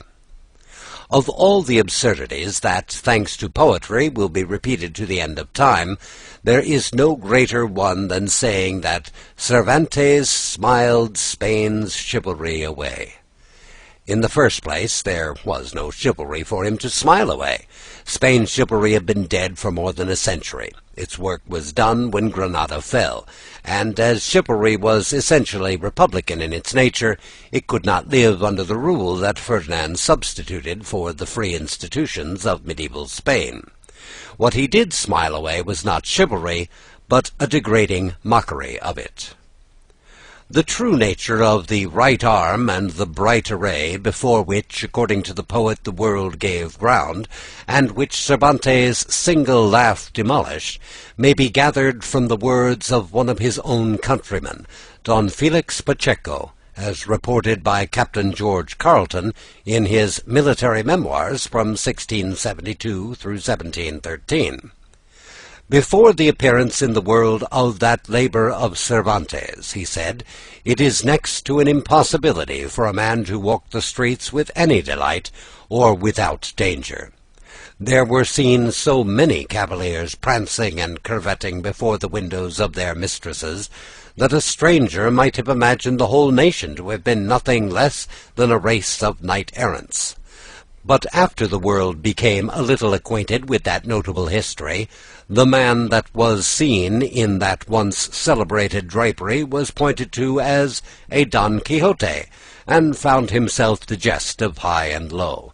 And I verily believe that to this, and this only, we owe that dampness and poverty of spirit which has run through all our councils for a century past, so little agreeable to those nobler actions of our famous ancestors. To call Don Quixote a sad book, preaching a pessimist view of life, argues a total misconception of its drift. It would be so if its moral were that in this world true enthusiasm naturally leads to ridicule and discomfiture, but it preaches nothing of the sort. Its moral, so far as it can be said to have one, is that the spurious enthusiasm that is born of vanity and self-conceit, that is made an end of itself, not a means to an end, that acts on mere impulse, regardless of circumstances and consequences, is mischievous to its owner, and a very considerable nuisance to the community at large. To those who cannot distinguish between the one kind and the other, no doubt Don Quixote is a sad book. No doubt to some minds it is very sad that a man who had just uttered so beautiful a sentiment as that it is a hard case to make slaves of those whom God and nature made free should be ungratefully pelted by the scoundrels his crazy philanthropy had let loose on society. But to others of a more judicial cast, it will be a matter of regret that recklessness and self-sufficient enthusiasm is not oftener requited in some such way for all the mischief it does in the world. A very slight examination of the structure of Don Quixote will suffice to show that Cervantes had no deep design or elaborate plan in his mind when he began the book. When he wrote those lines in which, with a few strokes of a great master, he sets before us the pauper gentleman, he had no idea of the goal to which his imagination was leading him. There can be little doubt that all he contemplated was a short tale to range with those he had already written, a tale setting forth the ludicrous results that might be expected to follow the attempt of a crazy gentleman to act the part of a knight-errant in modern life. It is plain, for one thing, that Sancho Panza did not enter into the original scheme, for had Cervantes thought of him, he certainly would not have omitted him in his hero's outfit, which he obviously meant to be complete. Him we owe to the landlord's chance remark in Chapter 3 that knights seldom travelled without squires. To try to think of a Don Quixote without Sancho Panza is like trying to think of a one-bladed pair of scissors. The story was written at first, like the others, without any division, and without the intervention of Cide Hamete Benengeli. It seems not unlikely that Cervantes had some intention of bringing Dulcinea or Aldonza Lorenzo on the scene in person. It was probably the ransacking of the Don's library and the discussion on the books of chivalry that first suggested to him that his idea was capable of development. What if, instead of a mere string of farcical misadventures, he was to make his tale a burlesque of one of these books, caricaturing their style, incidents, and spirit? In pursuance of this change of plan, he hastily, and somewhat clumsily, divided what he had written into chapters on the model of Amadis, invented the fable of a mysterious Arabic manuscript, and set up Cide Hamete Benengeli in imitation of the almost invariable practice of the chivalry romance authors who were fond of tracing their books to some recondite source. In working out the new ideas, he soon found the value of Sancho Panza. Indeed, the keynote, not only to Sancho's part, but to the whole book, is struck in the first words Sancho utters when he announces his intention of taking his ass with him. About the ass, we are told, Don Quixote hesitated a little, trying whether he could to call to mind any knight-errant taking with him a squire mounted on ass-back, but no instance occurred to his memory. We can see the whole scene at a glance, the stolid unconsciousness of Sancho, and the perplexity of his master, upon whose perception the incongruity has just forced itself. This is Sancho's mission throughout the book. He is an unconscious Mephistopheles, always unwittingly making mockery of his master's aspirations, always exposing the fallacy of his ideas by some unintentional ad absurdum, always bringing him back to the world of fact and commonplace by force of sheer stolidity. By the time Cervantes had got his volume of novels off his hands, had summoned up resolution enough to set about the second part in earnest, the case was very much altered. Don Quixote and Sancho Panza had not merely found favor, but had already become what they have never since ceased to be, veritable entities to the popular imagination. There was no occasion for him by now to interpolate extraneous matter. Nay, his readers told him plainly that what they wanted of him was more Don Quixote and more Sancho Panza, and not novels, tales, or digressions. To himself, too, his creations had become realities, and he had become proud of them, especially of Sancho. He began the second part, therefore, under very different conditions, and the difference makes itself manifest at once. Even in translation, the style will be seen to be far easier, more flowing, more natural, and more like a man sure of himself and of his audience. Don Quixote and Sancho undergo a change also. In the first part, Don Quixote has no character or individuality whatsoever. He is nothing more than a crazy representative of the sentiments of the chivalry romances. In all that he says and does, he is simply repeating the lesson he has learned from his books, and therefore it is absurd to speak of him in the gushing strain of the sentimental critics when they dilate upon his nobleness, disinterestedness, dauntless courage, and so forth. It was the business of a knight-errant to right wrongs, redress injuries, and succor the distressed, and this, as a matter of course, he makes his business when he takes up the part. A knight-errant was bound to be intrepid, and so he feels bound to cast fear aside. Of all Byron's melodious nonsense about Don Quixote, the most nonsensical statement is that "'tis his virtue makes him mad." The exact opposite is the truth. It is his madness which makes him virtuous. In the second part, Cervantes repeatedly reminds the reader, as if it was a point upon which he was anxious there be no mistake, that his hero's madness is strictly confined to delusions on the subject of chivalry, and that on every other subject he is discreto, one, in fact, whose faculty of discernment is in perfect order. The advantage of this is that he is enabled to make use of Don Quixote as a mouthpiece for his own reflections, without seeming to digress, allow himself and the relief of digression when he requires it, as freely as a commonplace book. It is true the amount of individuality bestowed upon Don Quixote is not very great. There are some natural touches of character about him, such as his mixture of irascibility and placability, and his curious affection for Sancho, together with his impatience of the squire's loquacity and impertinence. But in the main, apart from his craze, he is little more than a thoughtful, cultured gentleman, with instinctive good taste and a great deal of shrewdness and originality of mind. As to Sancho, it is plain from the concluding words of the preface to the first part that he was a favorite with his creator even before he had been taken into favor by the public. An inferior genius, taking him in hand a second time, would very likely have tried to improve him by making him more comical, clever, amiable, or virtuous. But Cervantes was too true an artist to spoil his work this way. Sancho, when he reappears, is the old Sancho with the old familiar features, but with a difference. They have been brought out more distinctly, but at the same time with a careful avoidance of anything like caricature. The outline has been filled in where filling in was necessary, and vivified by a few touches of the master's hand. Sancho stands before us as he might in a character portrait by Velázquez. He is a much more important and prominent figure in the second part than in the first. Indeed, it is his matchless mendacity about Dulcinea that to a great extent supplies the action of the story.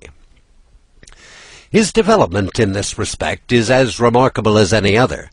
In the first part he displays a great natural gift of lying. His lies are not of the highly imaginable sort that liars in fiction commonly indulge in, like Falstaffs. They resemble the father that begets them. They are simple, homely, plump lies, plain working lies, in short.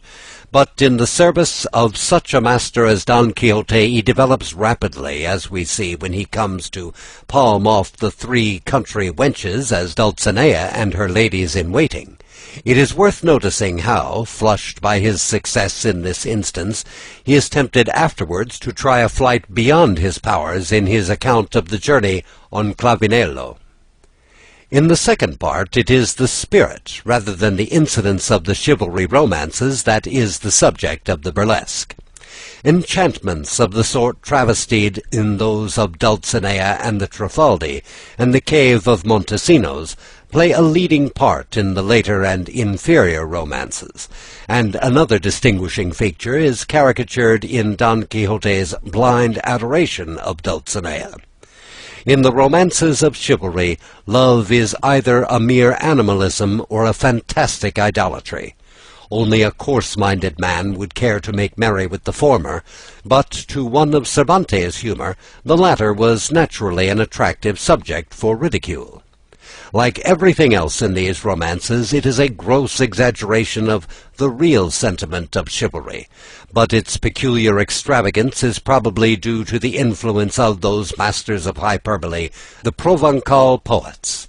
When a troubadour professed his readiness to obey his lady in all things, he made it incumbent upon the next comer, if he wished to avoid the imputation of tameness and commonplace, to declare himself the slave of her will, which the next was compelled to cap by some still stronger declaration.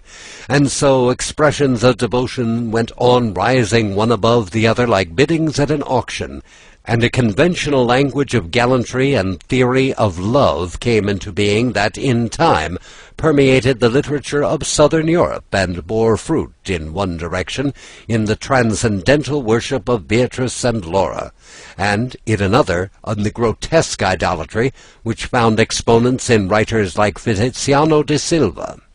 This is what Cervantes deals with in Don Quixote's passion for Dulcinea, and in no instance has he carried out the burlesque more happily.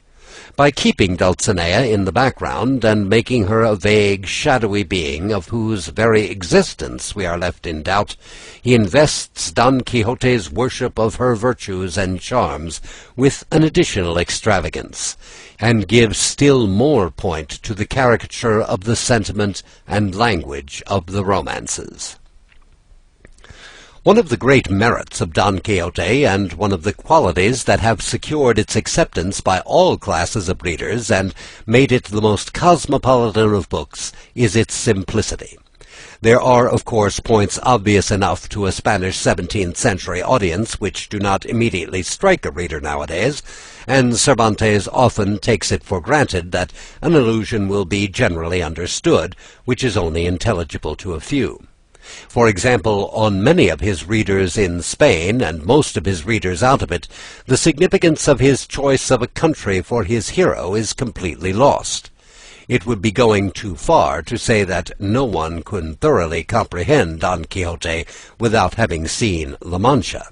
But undoubtedly even a glimpse of La Mancha will give an insight into the meaning of Cervantes, such as no commentator can give. Of all the regions in Spain, it is the last that would suggest the idea of romance. Of all the dull central plateau of the peninsula, it is the dullest tract. There is something impressive about the grim solitudes of Estremadura, and if the plains of Leon and the old Castile are bald and dreary, they are studded with old cities renowned in history and rich in landscape. It has all the sameness of the desert without its dignity. The few towns and villages that break its monotony are mean and commonplace. There is nothing venerable about them. They have not even the picturesqueness of poverty. Indeed, Don Quixote's own village, Argamasilla, has a sort of oppressive respectability in the prim regularity of its streets and houses.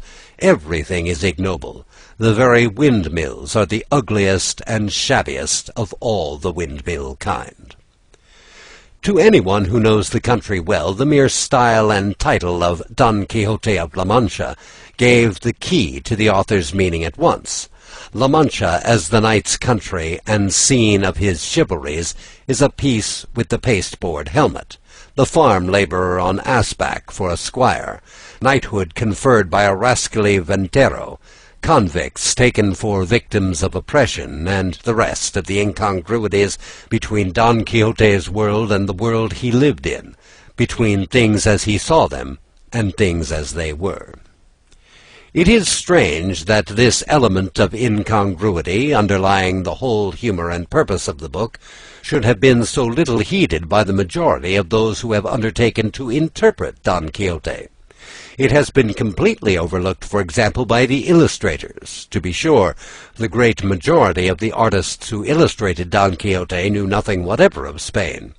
To them, a venta conveyed no idea but the abstract one of a roadside inn, and they could not therefore do full justice to the humour of Don Quixote's misconception in taking it for a castle, or perceive the remoteness of all its realities from his ideal. But even when better informed, they seem to have no apprehension of the full force of the discrepancy. Take, for instance, Gustave Doré's drawing of Don Quixote watching his armour in the inn-yard. Whether or not the Venta de Quesada on the Seville road is, as tradition maintains, the inn described in Don Quixote, beyond all question it was just such an inn-yard as the one behind it that Cervantes had in his mind's eye, and it was on just such a rude stone trough as that beside the primitive draw-well in the corner that he meant Don Quixote to deposit his armour. Gustave Doré makes an elaborate fountain, which has no arriero ever watered his mules at the corral of any venta in Spain, and thereby entirely misses the point aimed at by Cervantes. It is the mean, prosaic, commonplace character of all the surroundings and circumstances that gives a significance to Don Quixote's vigil and the ceremony that follows. Cervantes' humour is, for the most part, of that broader and simpler sort, the strength of which lies in the perception of the incongruous. It is the incongruity of Sancho in all his ways, works, and words, with the ideas and aims of his master, quite as much as the wonderful vitality and truth-to-nature of the character that makes him the most humorous creation in the whole range of fiction. That unsmiling gravity of which Cervantes was the first great master, Cervantes' serious air, which sits naturally on Swift alone, perhaps, of later humorists, is essential to this kind of humour, and here again Cervantes has suffered at the hands of his interpreters. Nothing, unless indeed the coarse buffoonery of Phillips, could be more out of place in an attempt to represent Cervantes than a flippant, would-be facetious style like that of Motteux's version, for example, or the sprightly, jaunty air French translators sometimes adopt. It is the grave matter-of-factness of the narrative, and the apparent unconsciousness of the author that he is saying anything ludicrous, anything but the merest commonplace, that give its peculiar flavour to the humour of Cervantes. His, in fact, is the exact opposite of the humour of Sterne and the self-conscious humorists. Even when Uncle Toby is at his best, you are always aware of the man Sterne behind him, watching you over his shoulder to see what effect he is producing. Cervantes always leaves you alone with Don Quixote and Sancho. He and Swift and the great humorists have always kept themselves out of sight, or, more literally speaking, never think about themselves at all, unlike our latter-day school of humorists, who seem to have revived the old horse-collar method, and try to raise a laugh by some grotesque assumption of ignorance, imbecility, or bad taste. It is true that to do full justice to Spanish humour in any other language is well-nigh an impossibility. There is a natural gravity and a sonorous stateliness about Spanish, be it ever so colloquial, that make an absurdity doubly absurd, and give plausibility to the most preposterous statement. This is what makes Sancho Panza's drollery the despair of the conscientious translator. Sancho's curt comments can never fall flat, but they lose half their flavor when transferred from their native Castilian into any other medium. But if foreigners have failed to do justice to the humor of Cervantes, they are no worse than his own countrymen. Indeed, were it not for the Spanish peasant's relish of Don Quixote, one might be tempted to think that the great humorist was not looked upon as a humorist at all in his own country. The craze of Don Quixote seems, in some instances, to have communicated itself to his critics, making them see things that are not in the book, and run full tilt at phantoms that have no existence save in their own imaginations. Like a good many critics nowadays, they forget that screams are not criticism, and that it is only vulgar tastes that are influenced by strings and superlatives, three-piled hyperboles, and while they deal in extravagant eulogies, and ascribe all manner of imaginary ideas and qualities to Cervantes, they show no perception of the quality that 99 out of 100 of his readers would rate highest about him, and hold to be the one that raises him above all rivalry. To speak of Don Quixote as if it were merely a humorous book would be a manifest misdescription. Cervantes at times makes it a kind of commonplace book for occasional essays and criticisms, or for the observations and reflections and gathered wisdom of a long and stirring life. It is a mine of shrewd observation on mankind and human nature. Among modern novels there may be, here and there, more elaborate studies of character, but there is no book richer in individualized character. Whatever Coleridge said of Shakespeare in Minimus is true of Cervantes. He never, even for the most temporary purpose, puts forward a lay figure. There is life and individuality in all his characters, however little they may have to do, or however short a time they may be before the reader. Samson Carrasco, the curate, Teresa Panza, Altisidora, even the two students met on the road in the cave to Montesinos, all live and move and have their being, and it is characteristic of the broad humanity of Cervantes that there is not a hateful one among them all. Even poor Maritornes, with her deplorable morals, has a kind heart of her own, and some faint and distant resemblance to a Christian about her. And as for Sancho, though on dissection we fail to find a lovable trait in him, unless it be a sort of dog-like affection for his master, who is there that in his heart does not love him? But it is, after all, the humor of Don Quixote that distinguishes it from all other books of the romance kind. It is this that makes it, as one of the most judicial-minded of modern critics calls it, the best novel in the world beyond all comparison. It is its varied humor, ranging from broad farce to comedy as subtle as Shakespeare's or Molière's, that has naturalized it in every country where there are readers, and made it a classic in every language that has a literature. Some commendatory verses. Urganda the Unknown. To the Book of Don Quixote of La Mancha. If to be welcomed by the good, O book, thou make thy steady aim, no empty chatterer will dare to question or dispute thy claim. But if perchance thou hast a mind to win of idiots approbation, lost labour will be thy reward, though they'll pretend appreciation. They say a goodly shade he finds, who shelters 'neath a goodly tree, and such a one thy kindly star in beige or bath provided thee, a royal tree whose spreading boughs a show of princely fruit display, a tree that bears a noble duke, the Alexander of his day. Of a Manchegan gentleman thy purpose is to tell the story, relating how he lost his wits o'er idle tales of love and glory, of ladies, arms, and cavaliers, a new Orlando Furioso, inamorato rather, who won Dulcinea del Toboso. Put no vain emblems on thy shield, all figures that is bragging play. A modest dedication make, and give no scoffer room to say, What, Alvaro de Luna here, or is it Hannibal again? Or does King Francis at Madrid once more of destiny complain? Since heaven it hath not pleased on thee deep erudition to bestow, or black Latino's gift of tongues, no Latin let thy pages show.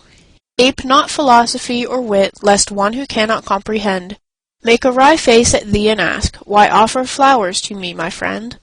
Be not a meddler, no affair of thine the life thy neighbours led. Be prudent, oft the random jest recoils upon the jester's head.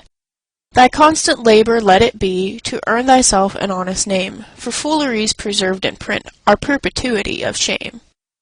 A further counsel bear in mind, if that thy roof be made of glass, it shows small wit to pick up stones, and pelt the people as they pass.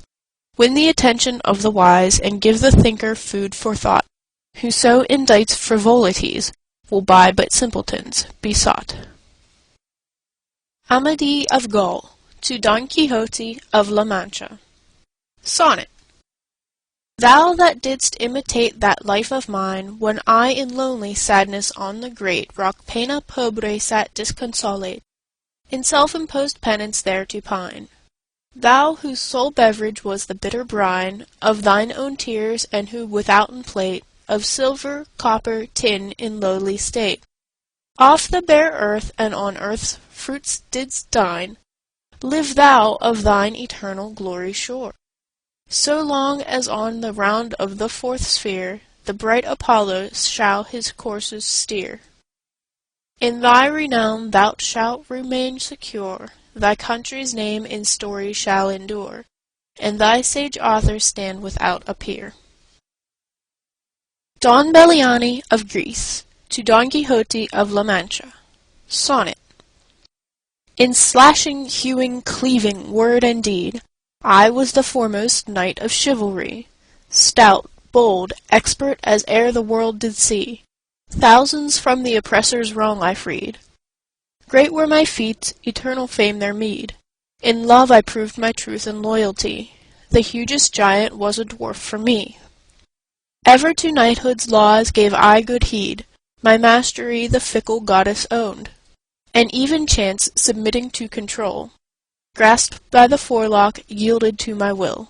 Yet, though above yon horned moon enthroned, my fortune seems to sit, great Quixote still, envy of thy achievements fills my soul. The Lady of Oriana, to Dulcinea del Toboso. Sonnet. O fairest Dulcinea, could it be, it were a pleasant fancy to suppose so, could Miraflores change to El Toboso, and London's town to that which shelters thee? O could mine but acquire that livery, of countless charms thy mind and body show so, or him, now famous grown, thou madest him grow so, thy knight in some dread combat could I see. O could I be released from Amadis, by exercise of such coy chastity, as led thee gentle Quixote to dismiss, then would my heavy sorrow turn to joy. None would I envy, all would envy me, and happiness be mine without alloy. Gandalin, squire of Amadis of Gaul, to Sancho Panza, squire of Don Quixote. Sonnet. All hail, illustrious man! Fortune, when she bound thee apprentice to the esquire trade, her care and tenderness of thee displayed, shaping thy course from misadventure free.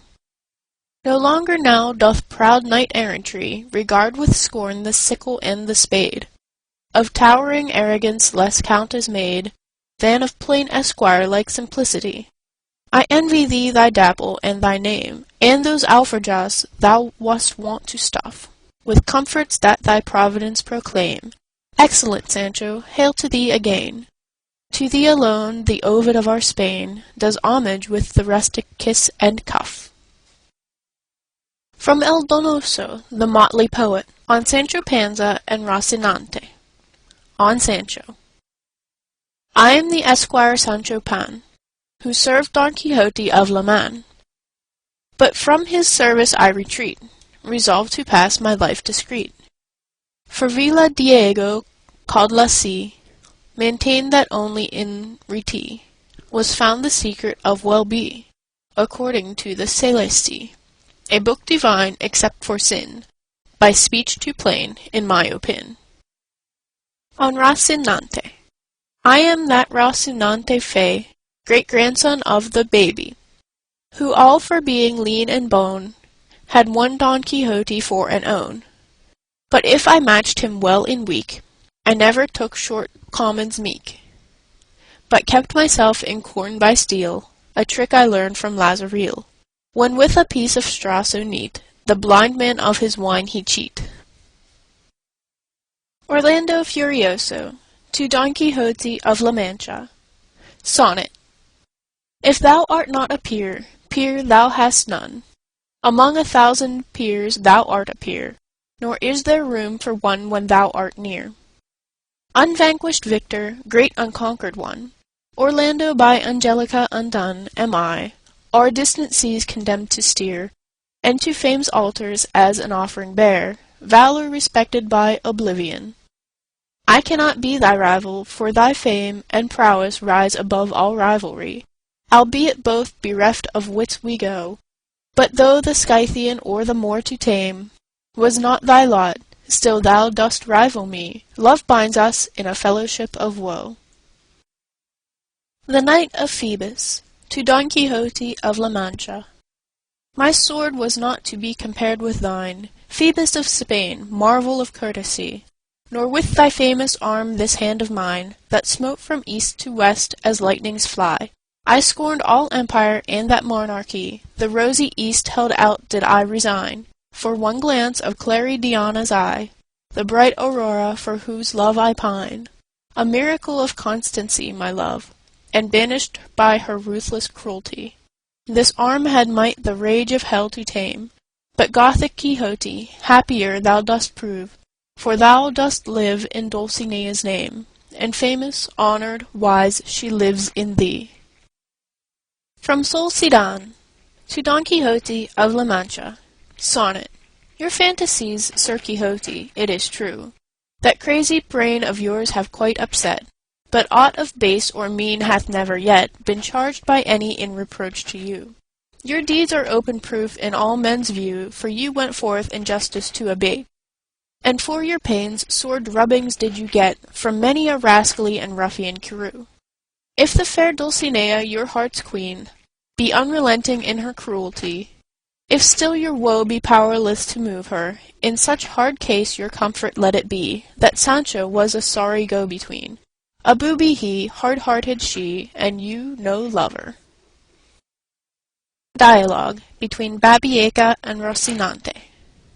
Sonnet. How comes it, Rocinante, you're so lean? I'm underfed, with overwork I'm worn. But what becomes of all the hay and corn? My master gives me none, he's much too mean.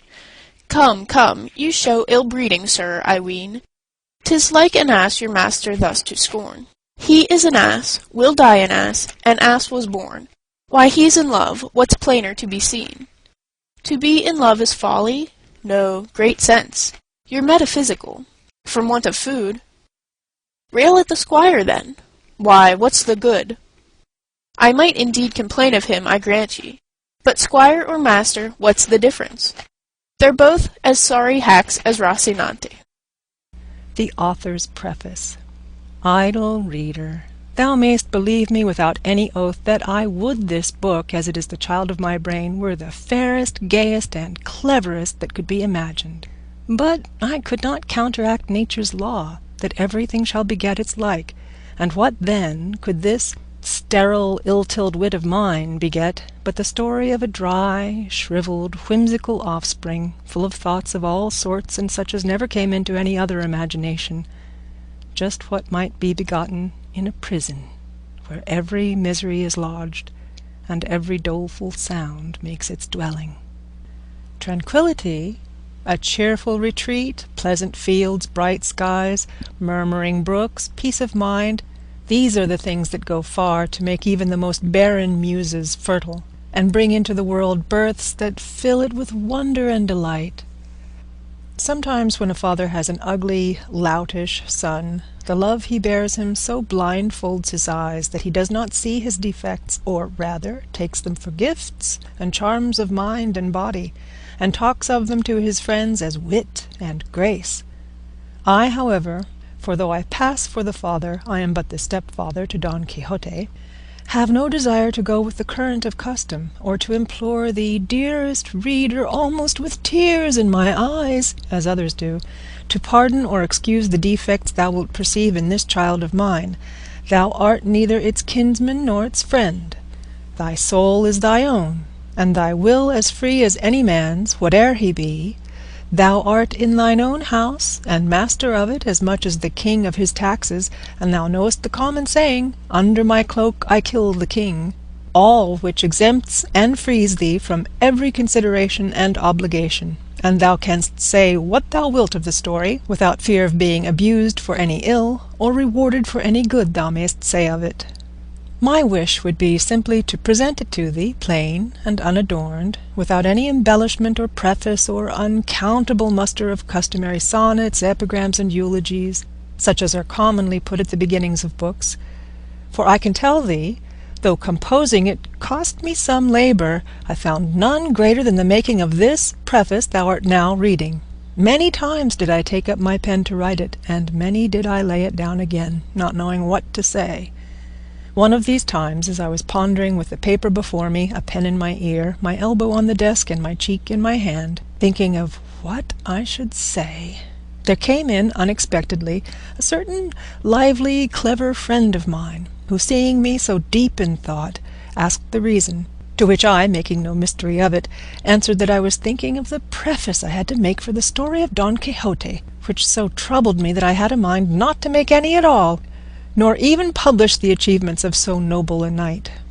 For how could you expect me not to feel uneasy about what that ancient lawgiver they call the public will say when it sees me, after slumbering so many years in the silence of oblivion, coming out now with all my years upon my back, and with a book as dry as a rush, devoid of invention, meagre in style, poor in thoughts, wholly wanting in learning and wisdom, without quotations in the margin, or annotations at the end, after the fashion of other books I see, which, though all fables and profanity, are so full of maxims from Aristotle and Plato and the whole herd of philosophers that they fill the readers with amazement, and convince them that the authors are men of learning, erudition, and eloquence. And then, when they quote the Holy Scriptures, anyone would say they are St. Thomas's or other doctors of the Church, observing as they do a decorum so ingenious that in one sentence they describe a distracted lover, and in the next deliver a devout little sermon that it is a pleasure and a treat to hear and read.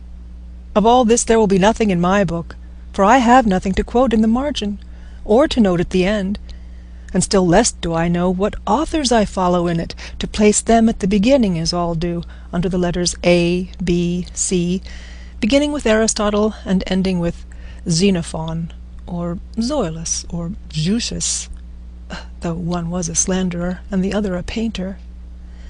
Also my book must do without sonnets at the beginning, at least sonnets whose authors are dukes and marquises, counts, bishops, ladies, or famous poets. Though if I were to ask 2 or 3 obliging friends, I know they would give me them, and such as the productions of those that have the highest reputation in our Spain could not equal. In short, my friend, I continued, I am determined that Señor Don Quixote shall remain buried in the archives of his own La Mancha, until heaven provide someone to garnish him with all those things he stands in need of, because I find myself, through my shallowness and want of learning, unequal to supplying them, and because I am by nature shy, and careless about hunting for authors to say what I myself can say without them. Hence the cogitation and abstraction you found me in, and reason enough that you have heard from me. Hearing this, my friend, giving himself a slap on the forehead and breaking into a hearty laugh, exclaimed, "Before God, brother, now I am disabused of an error in which I had been living all this long time I have known you, all through which I have taken you to be shrewd and sensible in all you do. But now I see you are as far from that as the heaven is from the earth. Is it possible that things of so little moment and so easy to set right can occupy and perplex a ripe wit like yours, fit to break through and crush far greater obstacles? By my faith, this comes not of any want of ability, but of too much indolence and too little knowledge of life. Do you want to know if I am telling the truth? Well then, attend to me, and you will see how, in the opening and shutting of an eye, I sweep away all your difficulties, and supply all those deficiencies which you say check and discourage you from bringing before the world the story of your famous Don Quixote, the light and mirror of all knight-errantry. Say on, said I, listening to his talk. How do you propose to make up for my diffidence, and reduce to order this chaos of perplexity I am in? To which he made answer, your first difficulty, about the sonnets, epigrams, or complimentary verses, which you want for the beginning, and which ought to be by persons of importance and rank, can be removed if you yourself take a little trouble to make them. You can afterwards baptize them, and put any name you like to them, fathering them on Prester John of the Indies, or the Emperor of Trebizond, who, to my knowledge, were said to have been famous poets, and even if they were not, and any pedants or bachelors should attack you and question the fact, never care two maravedis for that, for even if they prove a lie against you, they cannot cut off the hand you wrote it with. As for references in the margin to the books and authors from whom you take the aphorisms and sayings that you put into your story, it is only contriving to fit in nicely any sentences or scraps of Latin you may happen to have by heart, or at any rate that will not give you much trouble to look up, so as, when you speak of freedom and captivity, to insert non bene pro toto libertas venditur auro, and then refer in the margin to Horace or whoever said it. Or, if you allude to the power of death, to come in with pallida mors equo pulsat pede pauperum tabernas regum cetures. If it be friendship and the love God bids us bear to our enemy, go at once to the Holy Scriptures, which you can do with a very small amount of research, and quote no less than the words of God himself. Ego autem dico vobis diligite inimicos vestros. If you speak of evil thoughts, turn to the Gospel. De corde exeunt cogitationes male. If of the fickleness of friends, there is Cato, who will give you his distich.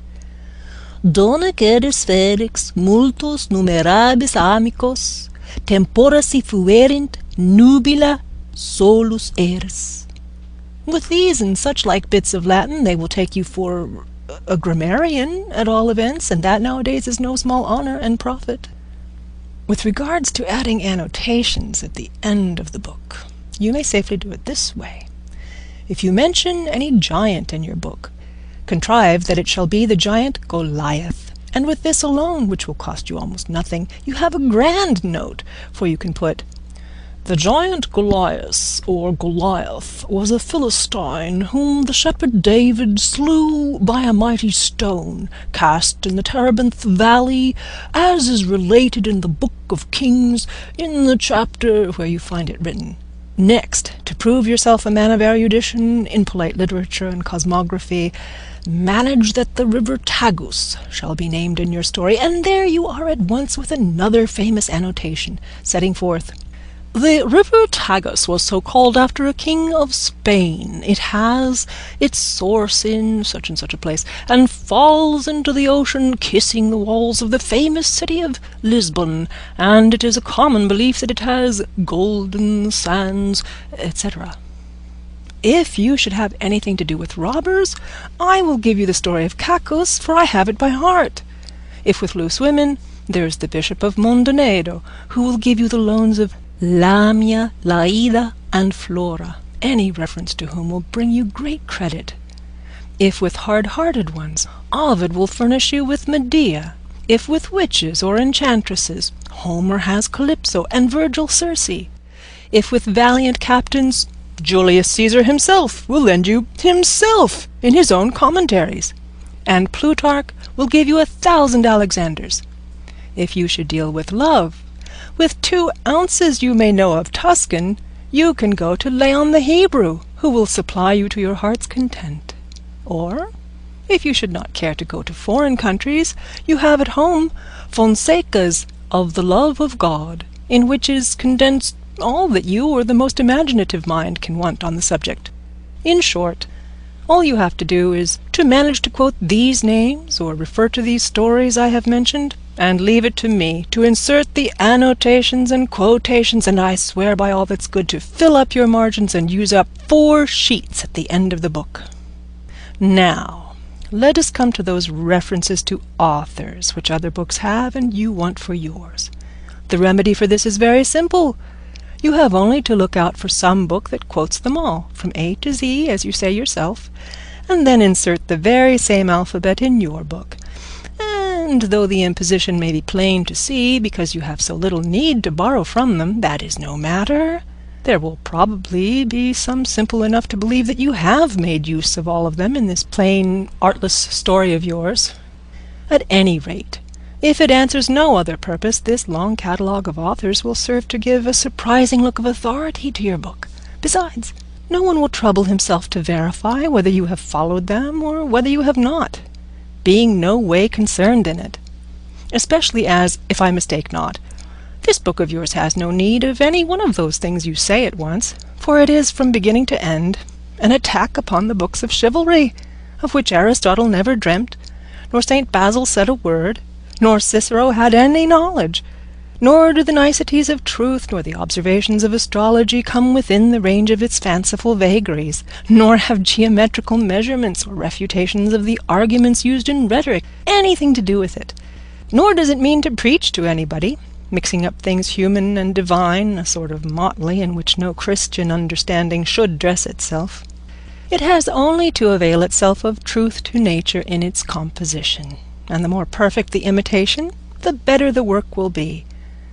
And as this piece of yours aims at nothing more than to destroy the authority and influence which books of chivalry have in the world with the public, there is no need for you to go a-begging for aphorisms from philosophers, precepts from Holy Scripture, fables from poets, speeches from orators, or miracles from saints, but merely to take care that your style and diction run musically, pleasantly, and plainly, with clear, proper, and well-placed words, setting forth your purpose to the best of your power, and putting your ideas intelligibly, without confusion or obscurity. Strive, too, that in reading your story the melancholy may be moved to laughter, and the merry made merrier still, that the simple shall not be wearied, that the judicious shall admire the invention, that the grave shall not despise it, nor the wise fail to praise it. Finally, keep your aim fixed on the destruction of that ill-founded edifice of the books of chivalry, hated by some and praised by many more, for if you succeed in this, you will have achieved no small success. In profound silence I listened to what my friend said, and his observations made such an impression on me that, without attempting to question them, I admitted their soundness, and out of them I determined to make this preface, wherein, gentle reader, thou wilt perceive my friend's good sense, my good fortune in finding such an adviser in such a time of need, and what thou hast gained in receiving, without addition or alteration, the story of the famous Don Quixote of La Mancha, who is held by all the inhabitants of the district of the Campo de Montiel to have been the chastest lover and the bravest knight that has, for many years, been seen in that neighborhood.